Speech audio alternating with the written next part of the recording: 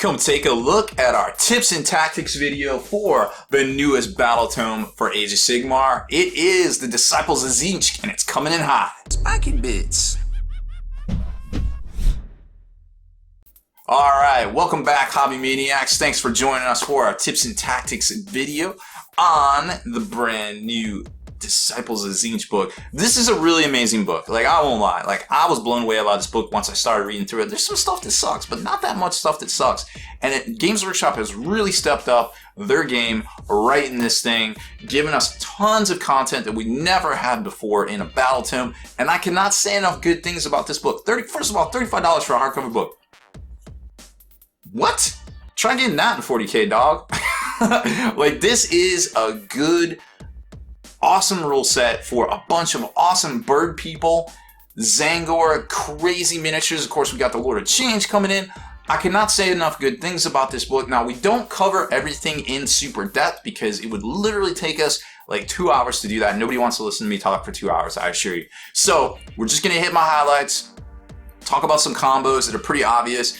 I'm sure there's some more deeper stuff in there. Games Workshop's already talking about their super tips over on their Facebook, their Age of Sigmar Facebook. But, you know, a lot of the stuff they talk about is pretty obvious, and we do cover the majority of that. You can bring back, you know, Zangors here and there with the shamans. The shamans go around and buff all the other bird people. And you can also do the crazy, like, split mechanic with the horrors, which are also the battle line for the demon side of it. It's kind of like two little mini dexes inside of each other. Like, you get on one side, you get the, you get the demons and they have their certain thing, and the other side you get the bird people / not bird people, and it just works. Like, it just works for me. Like, if I really had the time to invest in starting up a new army and painting up a new army, it would literally be this army right here, but I can't. So frustrated. So anyways, we're gonna stop there and not waste a bunch of everybody's time. Jump into the content, tell you what we think about this book, and enjoy. So let's dig in. This is the Disciples of Tzeentch Battletome. And I'll tell you what, I spent a lot of time reading this bad boy over the weekend, going through the war scrolls, you know, comparing and contrasting with the app that's out there and the Chaos Grand Alliance book, you know, coming up with all this stuff and like trying to get all the combos. Now, granted, this isn't going to be a deep, inclusive look because it would literally take 2 hours for me to do. There's that much content in this book here to go over, which is a great thing because they're really escalating things from the Sylvanas series up to this particular book here. So this is great for moving into the future and doing campaigns and doing new factions, you know, Dwarves, Dark Eldar, all that stuff. It's going to be great. But for right now, you know, we got to really be careful with what we talk about on here. So we're going to try to keep it as tight and as easily digestible as possible. So first, we're going to kind of bounce through a few things. Obviously, we have Artifacts of Power, Demonic Gifts. We've got 2 different lores in here, which all will be revealed here shortly. 2 battle plans, which we're not going to go over. Kind of skim on the Path to Glory stuff. Then there's 8 Tzeentch battalions for the demons, 8 of the mortal / bird people ones, and 25, a whopping 25 war scrolls, if you can believe it. It's pretty nuts. Now, we're not going to get into all of that because that's just silly. That's just silly talk. We don't have time for that here. But I want to touch on the stuff that's dope, that you really need to know about, because that's what the tips and tactics is all about. Now, obviously, there's the Destiny dice mechanic, and I have them right here. So before, you know, literally before you play, and if you get the Destiny dice from GW, there's 9 of the blue ones and 9 of the gold ones. So basically, you just say, hey, I'm doing this. Here's my dice. I got some 1s, I got some 2s, some 4s. No, these are 6s. This is the 1, excuse me. So then you just lay them in here, all easy peasy, just like in the Silver Tower set, right? So you can put aside the dice, and now you can use these at any point during the game for casting, unbinding, rolling, charging, blah, blah, blah, blah, blah, blah, all day, every day. But what's really cool about this is, like, say you want to be like, okay, I want to roll, I'm going to say I automatically need 2 6s here. because I want to kick off some Rens or something like that, whatever somebody's ability might be. And then you've got 4 more dice. So you're going to be like, all right, well, I automatically get 2 6s, and I'm going to roll 4 more dice, and that's my whatever roll. So if you want to combo it, that's how it works. If you just want to say, yo, straight up, it's a 6, it's good to go. Now, when I was reading that, I was like, all right, this is pretty cool, but it would be dope if you had more ways to add stuff back to your Destiny pool.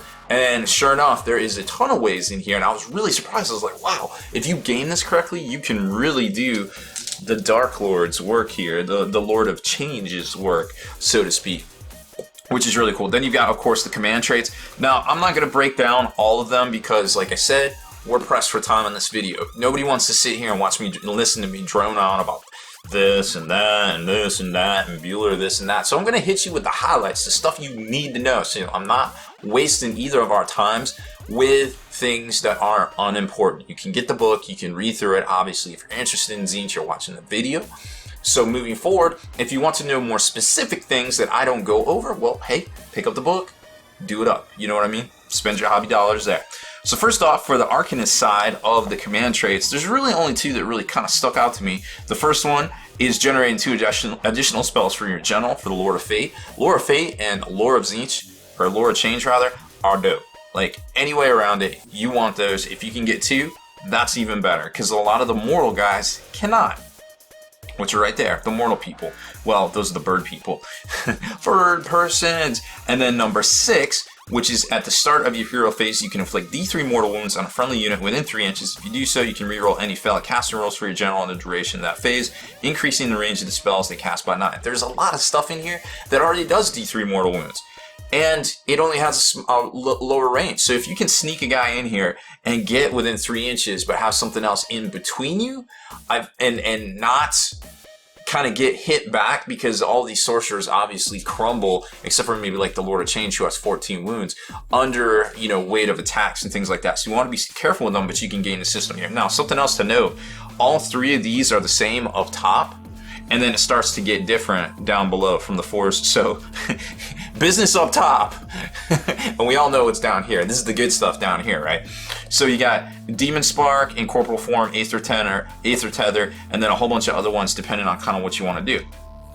Kicking over to the Demon side, which is right here, these are all pretty much good. I'm loving the number 3s on all of this, to be quite honest. You can attempt to unbind enemy spells within 27 instead of 18, so that's a large range, large chunk of the tabletop, and you'll find that 27 is actually probably just long enough to reach everything and everybody you wanna do in this game. Here, Incorporeal Form, which I think is pretty good. Your opponent must subtract 1 from any hit rolls that target your general in the combat phase.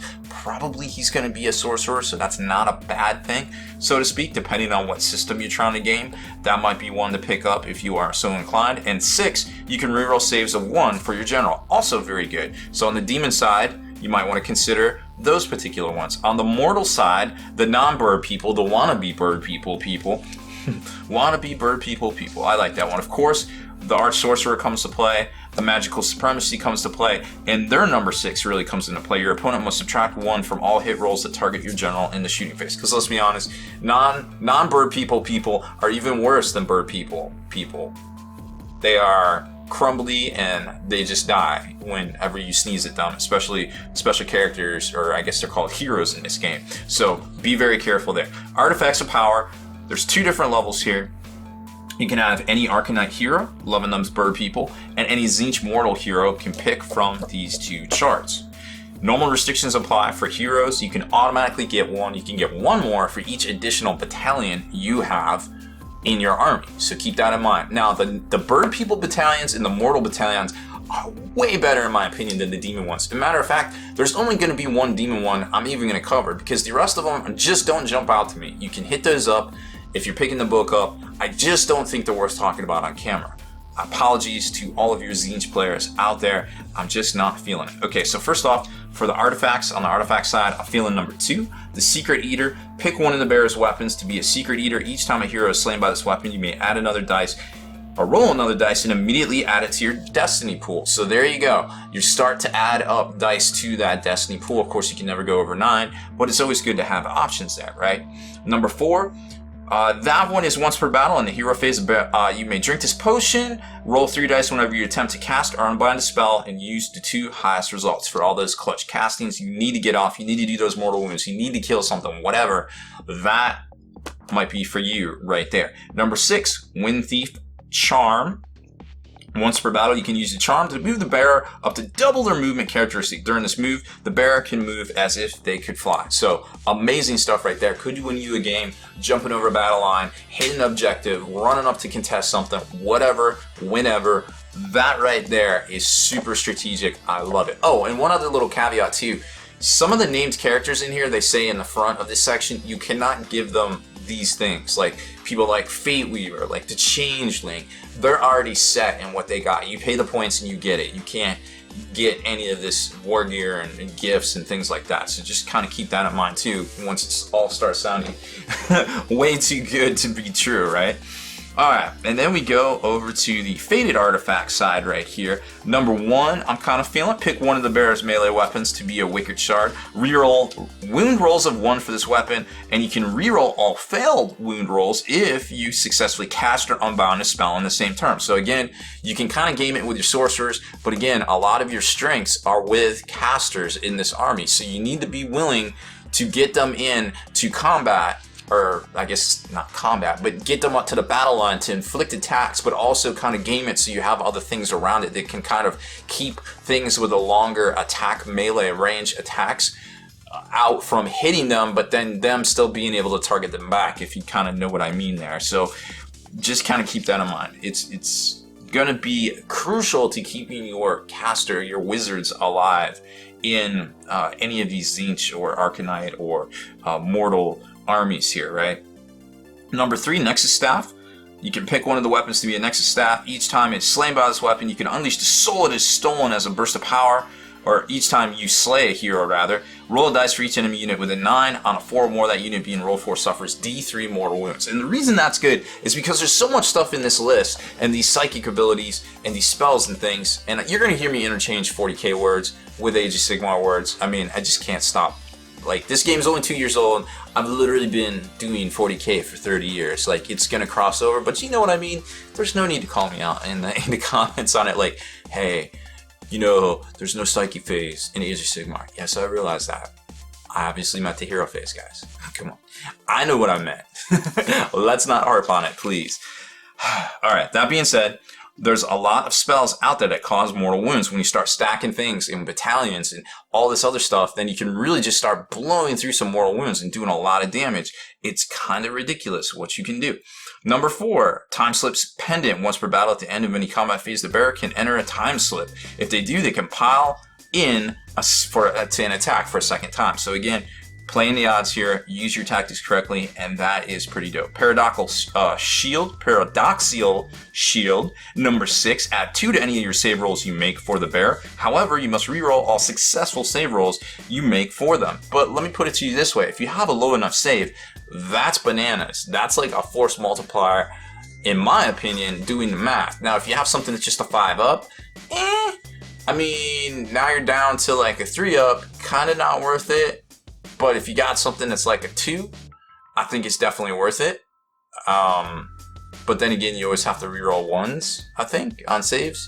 Or you can't go lower than 1s on a modifier. So if you're down to like a 3, I think it's worth it. Maybe even a 4, I think it's worth it. Because there's a lot of things that let you reroll any rolls of 1 in this army too. But maybe not over 4. 5s and 6, not worth taking, I feel like. Demonic Gifts, equipped the same way as your artifacts here, and they even say so right here on this section. These ones can be given to demon heroes for Tzeentch. These ones can be given to these are demonic powers, and any demon hero can be given one of the following powers. Why am I brain farting on this? What did I miss here? I don't know. So demonic weapons, oh, okay, because these upgrade weapons. Okay, I was like, wait a minute, that's the same exact thing. What am I missing here? Okay, so these are weapons, these are powers, completely different stuff. These don't cast, they're just kind of like abilities or things that are in play. And then demon weapons, you know, can replace your weapons or count as something entirely different, basically. So on the weapon side, I'm liking the sentient weapons. Enemy units can never benefit from modifiers to their save rolls or save characteristics with attacks made by this weapon. So if you have something very beneficial, you can add this to it and basically make it sentient, and then just do the Lord's work with it, because dirty save modifiers are not going to apply. Number 4, the Soul Eater. Pick one of the Baer's melee weapons to be a Soul Eater. Each time the Baer slays a hero with this weapon, add 1 to the weapon's attacks for the rest of the battle. So if you're doing your Thug Thizzle with this thing, you're going to want to go after heroes, and you're going to want to be a beat stick. So be careful, but risk versus reward right here, and I see a very high degree of reward if you do it correctly. And number 6, the Pyro Fire Stave. Add 1 to any wound rolls you make with the Baer's attacks in the shooting phase. 11 wound modifiers. I would prefer to hit modifiers, but I think there's other ways to do that, and we're going to get to that in a little while. On the demonic power side, or I guess gifts, from the gifts powers side right here. Actually, I was reading from my wrong set of notes. I did want the sentient weapons. I did want the power. Oh, Phantasmal. That was the other one I wanted. Improve the rank characteristic of all melee weapons wielded by the demons by 1. So that's always good. I mean, rending is what makes this game go around, and adding 1 to it is even better. Over here, the Lord of Flux power I'm liking. Roll a 1 at the beginning of each combat phase for each enemy unit within 3. On a roll of 4 or more, that unit suffers a mortal wound. Hey, how about that? We're just stacking mortal wounds for days right here. You're going to have a whole sub phase just to like trigger all your mortal wounds, and that could get a little bananas, I feel like. Number 2, the Aura of Mutability. You can reroll all rolls of 1, wound rolls of 1 for friendly units with Tzeentch demons within 3. Now, I don't think the Tzeentch demon side of things is that strong, except for the pink horrors, which split into little horrors, blue horrors, which split into the brimstone horrors. So for a battle line, I think they're amazing, and they're going to stack up and be able to block things and just be a general nuisance. But not sure, how much damage output they can do. They do have, we'll talk about that later. I mean, we've already reviewed the Tzeentch section in the Grand Alliance Chaos book, and they didn't change except for that split mechanic, which actually isn't them. It's on the blue horrors and the brimstone horrors. Regardless, ... ellipse, this could be good depending on how you equip your army. At least that's my opinion. Alright, number 3, Cursed Ichor. Roll a dice. For any wounds that are inflicted upon this demon, on a 2 or more enemy model within 1 suffers 1 mortal wound if several enemies are within range randomly generated. Obviously, mortal wounds for the win here is kind of what I'm feeling. Alright, jumping over to Lord of Fate. Now this can be taken by a wizard in the Tzeentch army that's Arcanite or mortal. So bird people and not bird people, or wannabe bird people, whatever you want to call them. You got Bolt, Arcane Suggestion, Glimpse of the Future, Treacherous Bond, Infusion, Arcanum, and Shield of Fate. My personal picks on this one, or my highlights, are number 1, Bolt for sure, because if you are able, in a lot of cases you are, to have 2 weapons, remember, you already know Mystic Bolt that's doing, of all things, D3 mortal wounds. And now you're telling me that I can get a bolt that does D6 mortal wounds? So technically I can do D9 mortal wounds every turn as long as I pass my spell check? Okay. I think that's good, because we already talked about stacking some mortal wounds over here, so sign me up for that all day long. All day, every day there on my bird people and not bird people. Then, of course, we've got the number 2 spell, which is Arcane Suggestion. It's a casting value 7, a successful, choose an enemy unit, and consult the following table, which they're all amazing. Hey, look, more mortal wounds. Till the end of this turn, subtract 1 hit into wound rolls for the unit, so survivability for you. And until the end of the turn, subtract 1 for save rolls for this unit. So there you go. Offense, defense, and yay, mortal wounds. It doesn't get any better than that, I feel like.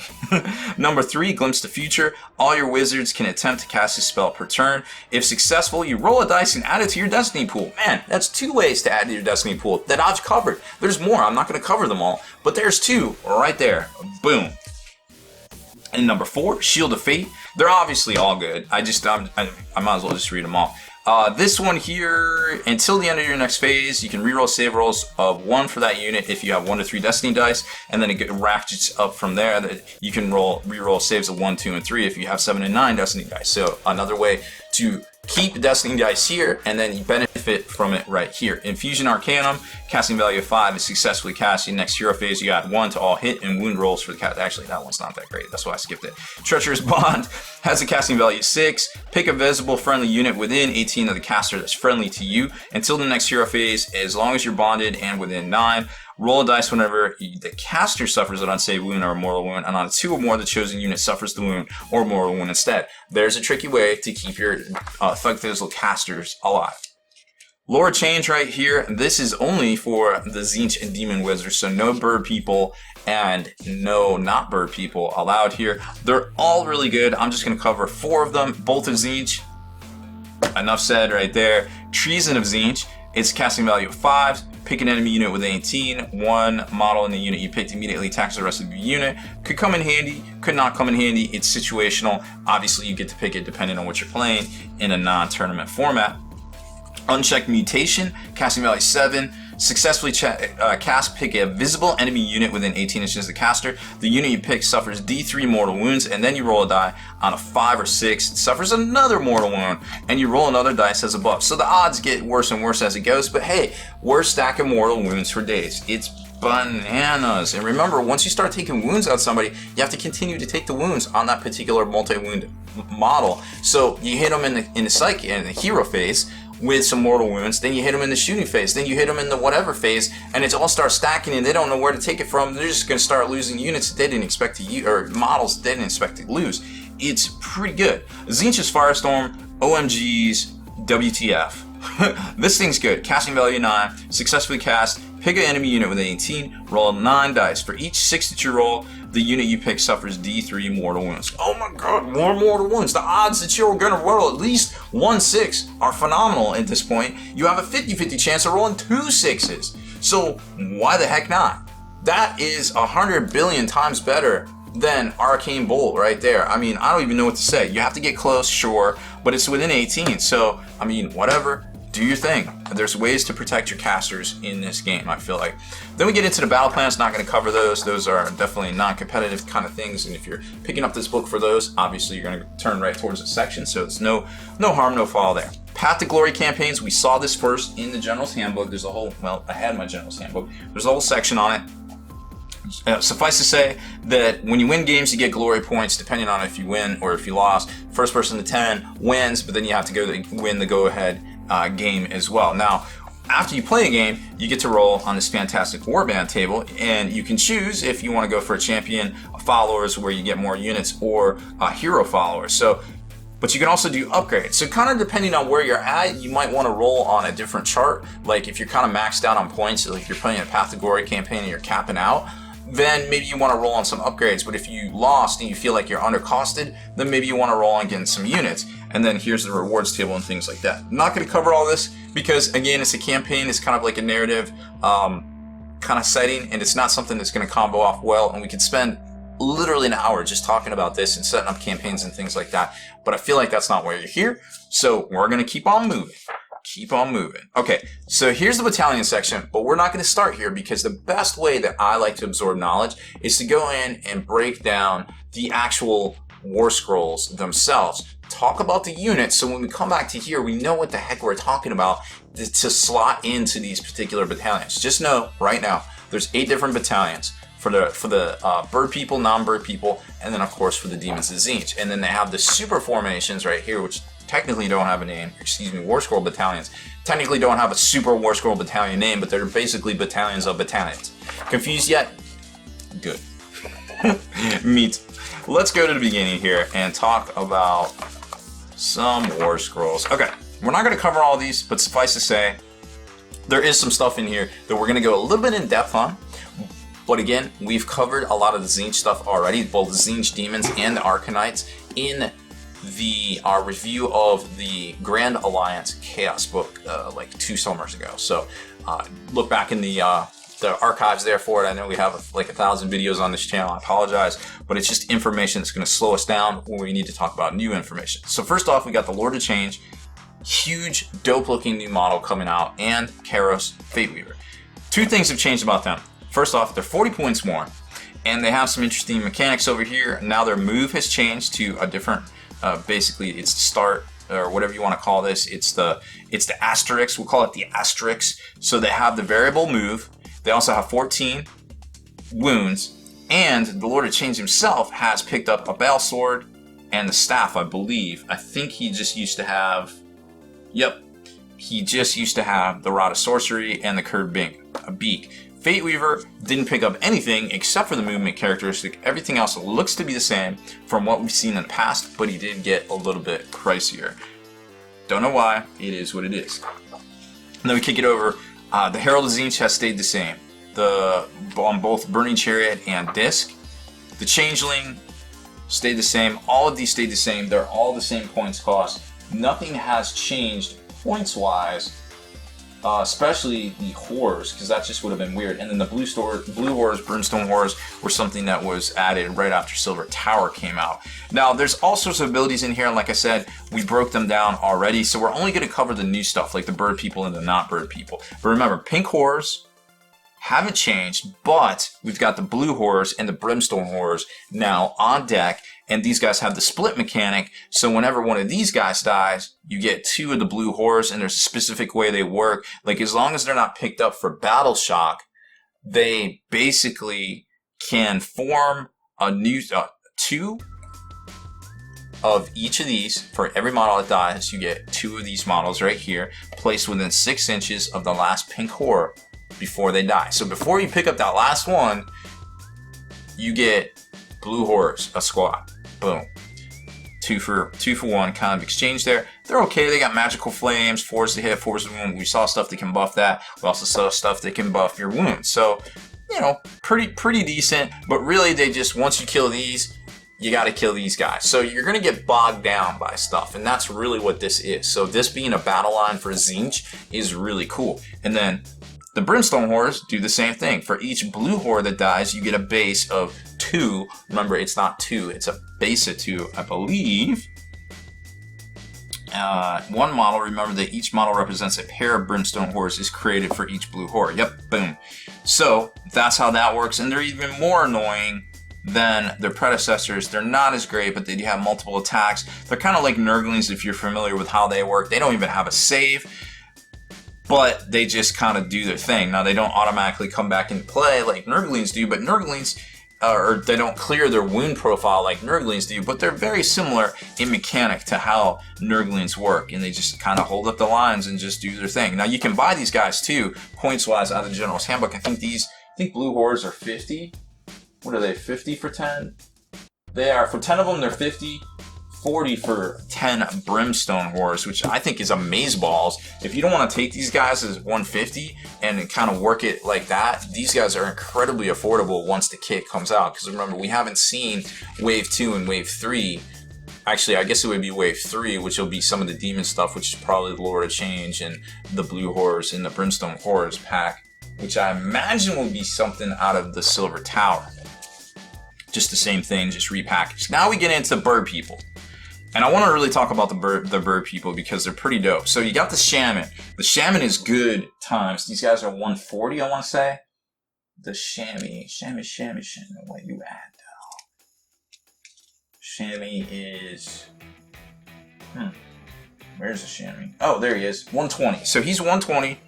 And I think he's on a disc. Yep, he's on a disc. So he has the Boon of Mutation, which is okay.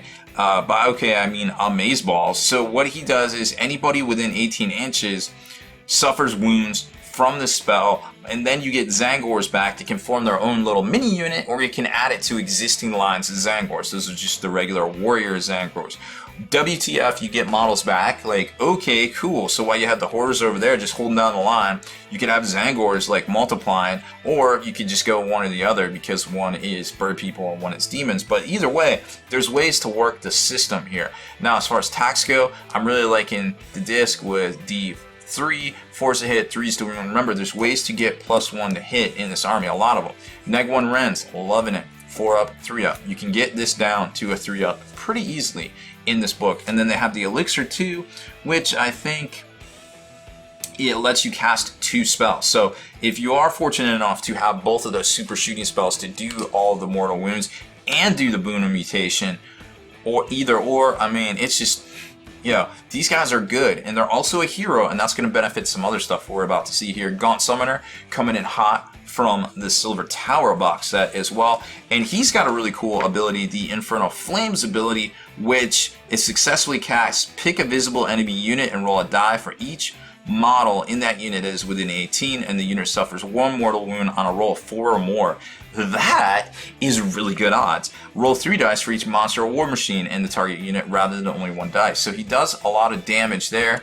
That is his just his Infernal Flame psychic ability. He gets another spell, and he also gets to just randomly summon in, what was it that was really good? Oh, the Realm Gate stuff. So you have to pay for it, and you can just pull stuff in if you're using a Realm Gate.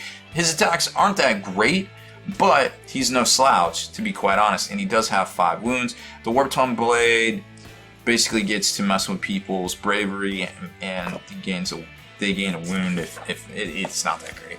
But he himself might be good, might be worth taking. Curseling, we've seen in the past, Magister. Now, these actually were called something different in, I think this was like Tzeentch.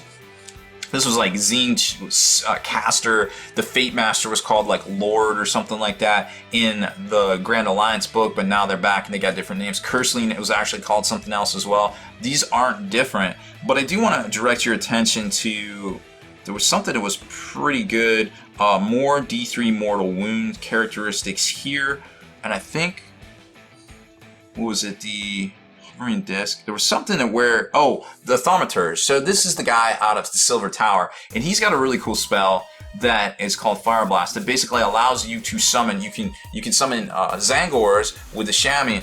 This guy can basically do damage and summon in Brimstone Horrors and such, or blue horrors, or pink. So obviously you summon in pink, spoiler alert. But this guy's really good because he has a really cool mortal wound charge. He also gets 2 spells, which, oh no, he only has 1. Okay, so he isn't like super duper amazing, because most of the demons can do 2 and most of the human stuff can only do 1. But that's still pretty cool. He is a good, well-rounded unit, and he goes for 160, which I think is pretty good value in my opinion. Then we got the bird people on foot, just doing their thug thizzle, walking around with blades. Now everything in here hits on 4s, wounds on 4s, except for the beak, which wounds on 3s, but you're like, or 5s, but you're like, wait, that's terrible. Why would I take these guys? Well, for every hero that is, where is it? At the start of combat phase, you can add 1 to any wound rolls. That's pretty good. Okay, so automatically these come down. We know it's easy to get +1 to hit over here, which is pretty dope. And then they also have you can get an additional attack for each model with a Savage Blade, 2 Savage Blades, or Savage Great Blade for every 9 models in the unit. So obviously you want to get your numbers higher on these guys here, which gives you the multiplier to take the Great Blades in the actual equipment section description right here, which is pretty dope. Now, if this unit includes, oh, more mortal wound action right there, which there's something else. Oh, they have that thing where they can basically ignore a mortal wound on a 6-up, which is pretty dope. I mean, the Chaos Warriors themselves can do it, because remember, they're kind of like mutated Chaos Warriors into bird people kind of type thing. And then we've got the human acolytes, which these guys are really interesting. Like on paper, they're just like, I don't know about these guys, because they're 1 wound, and the acolytes are 140 points for 10, max of 40. Hit on 5s, wound on 4s, the little shooting attack. So it's not that great. But there is 2 different ways to get +1 to hit with these guys. One, I believe, is a battalion. One, of course, is just the normal, spells and attributes and things that you can do. But if they're running around getting 3 up to hit, 3 up to wound with different mechanics, it can get pretty dicey, okay? And then you've got mortal wound kind of type thing here, a mechanic that you can do. Scroll the Dark Arts lets you increase their Sorcerer's Bolts to 18 inches. It's okay. It's good to have. 12 inches is kind of dicey. At least you get 2 rounds of shooting, perhaps. Maybe 3 if you back them up or try to hold the line or something like that. You can also get +1 to the hit rolls right off the bat, so it's very easy to give them bonuses here for every Tzeentch wizard within 9 inches, and then you can get additional close combat attacks here. They're super cheap, and they're pretty decently. Then we got the Zangor and Leiden and Skyfires, and these guys are the ones that run around a disc. Actually, I think you can take these guys without a disc. Maybe not. All models can be mounted on a disc. I don't know why you wouldn't mount them on a disc, to be quite honest, because it doesn't require any additional points. Yeah, I don't know why you wouldn't, but either way, it doesn't seem bad there. Units of 3, of course, for both of these. Maximum unit size of 9. Now, granted, they are expensive kit. I think they're $35. That's probably why they're $35, because you can take so many of them. These guys are bananas. Look at these attacks. 4s to hit, 3s to wound, except for the Vicious Beak, which everybody has that. That's whatever. But check this rule out right here. If you have any Zangor Enlightened, wait, where is it? Wait for it. If they're within 9 inches of the Shaman, which we already determined the Shaman is good, he is on disc, so he could be close to these guys. You get +1 to add all rolls for the Tzeentchian Spear and Vicious Beak attack. I don't care about the Beak attack, but I'm loving the Tzeentch Spear attack here. 2 attacks, 3s to hit, now 3s to wound, neg 1 Ren, 2 damage. What is going on right here? So you have a damage potential or damage output of 15 possible attacks. That's 2 + 1. Plus an average of 2 right here. So that's 5. You squadron a 3, and now you're doing something. You're going to have 9 of these attacks coming through, hitting on 3s, wounding on 3s, neg 1 Ren, 2 damage. You can do a lot of work with that right there, and that's not counting any other buffs or any other things you can do to make these guys even more badass, to be quite honest. They have a couple other things to do too. They get additional wounds if you do put them on the disc.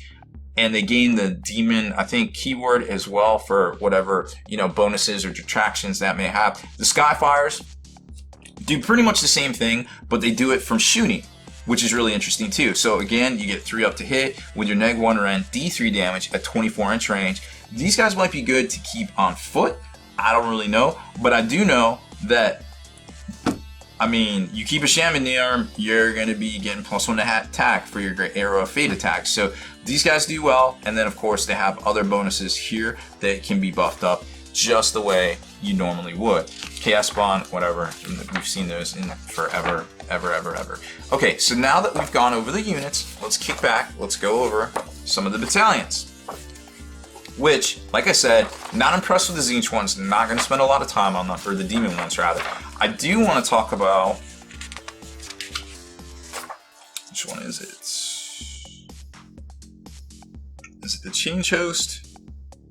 The Change Host is interesting because you can swap things around. Like if you need to move something to a different position to bog something down, you can start swapping things around. Of course, you have a Lord of Change that's flying around that can be swapping out. So it's interesting, but the fact that you have to take 9 units from this list right here, I'm not sure how good it would be, at least, competitively. Then, I like the Omniscient Oracles, which contains Kairos Fate Weaver and 3 Lords of Change. It's just Kairos Fate Weaver and 3 Lords of Change. It's not very expensive at all to buy.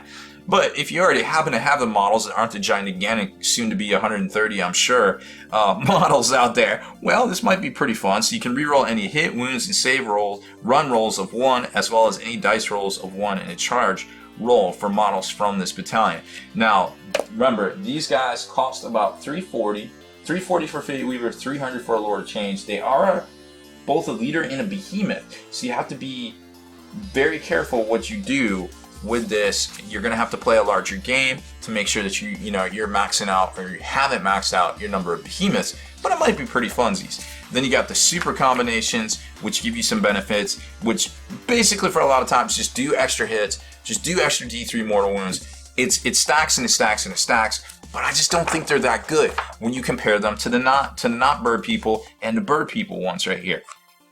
So here's a little mini battalion of battalions with a couple of additional options, so it's not super battalion colored status, or pink or purple. I don't know what these ones in the back here, I think they're purple.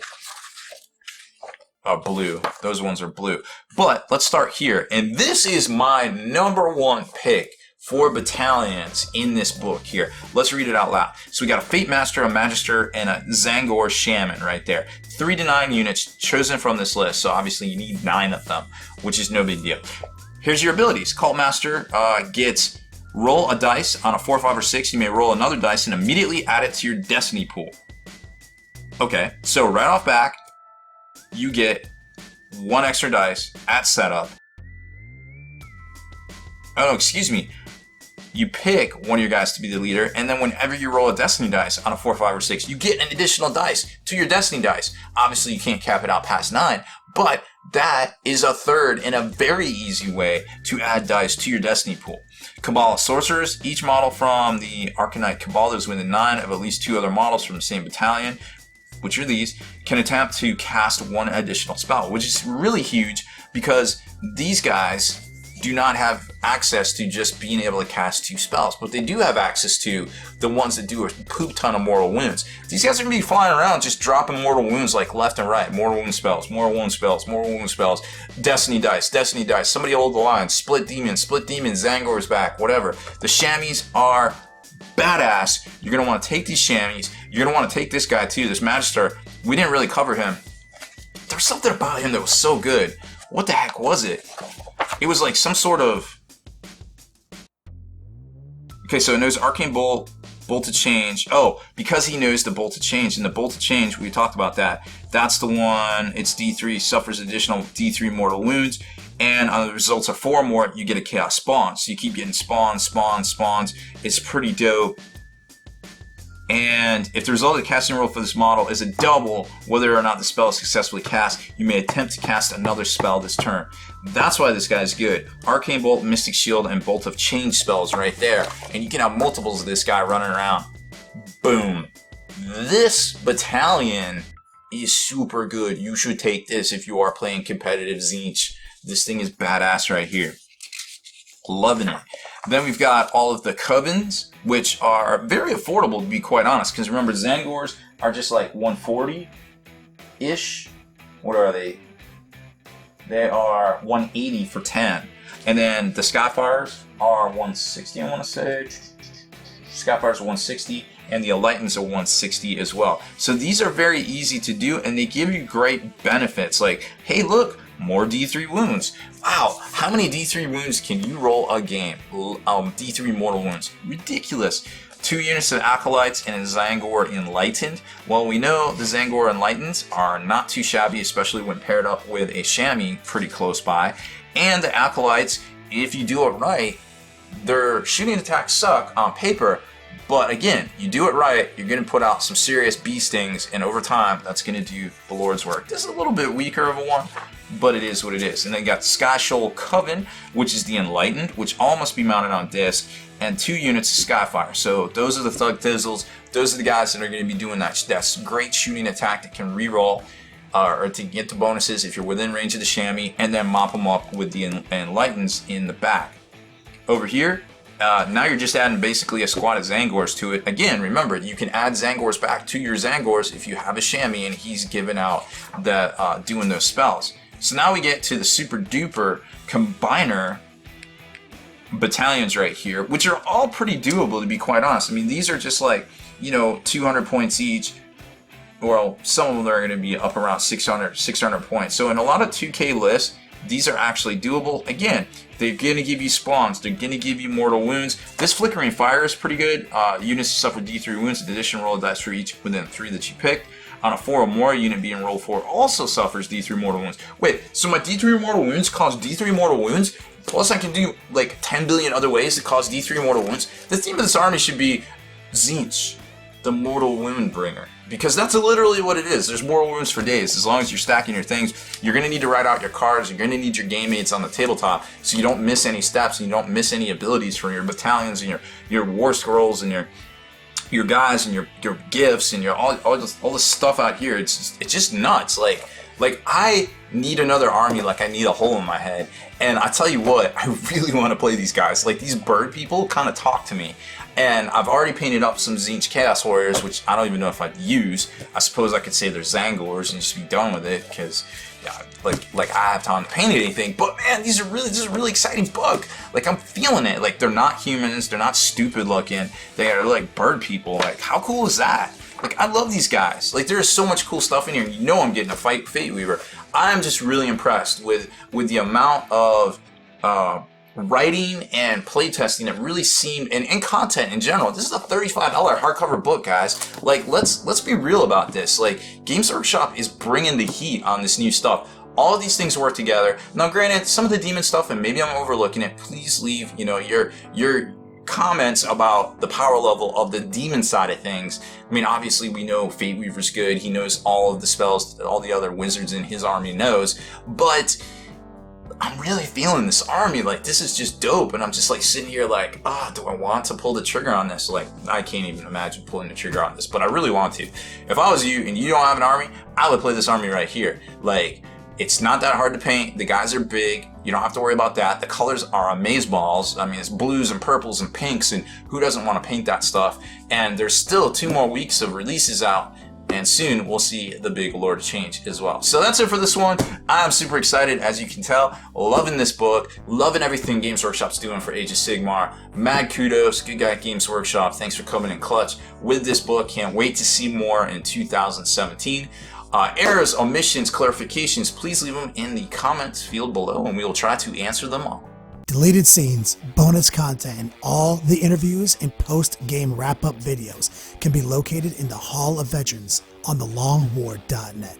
Visit thelongwar.net today and try a week completely free with no strings attached. That's not all. Thelongwar.net is also your hobby resource for exclusive early access with an ad-free experience to all your favorite videos. Members of the Hall of Veterans gain early exclusive access to multiple hobby videos.